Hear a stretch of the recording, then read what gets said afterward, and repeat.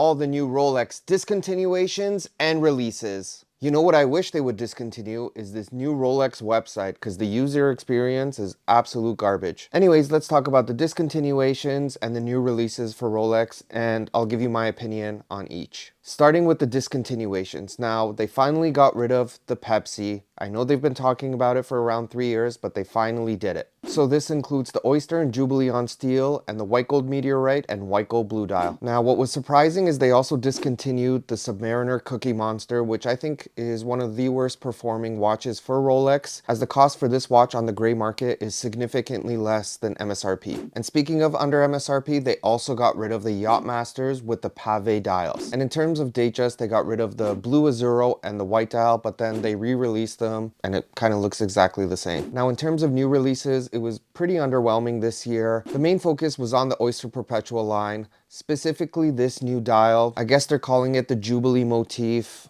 I mean, it looks like 70s pop art. It's a throwback. I don't know. I'd have to see it in person. Not really my cup of tea. And for ladies wear, they provided a new option for precious metal. So now you can get the Oyster Perpetual in precious metal, which you couldn't before. So I guess that's okay. They also released this green ombre Datejust, which is really nice, but I know on the gray market, this thing is going to be $30,000 Canadian, which for a Datejust, I mean, that's pretty expensive, to be honest.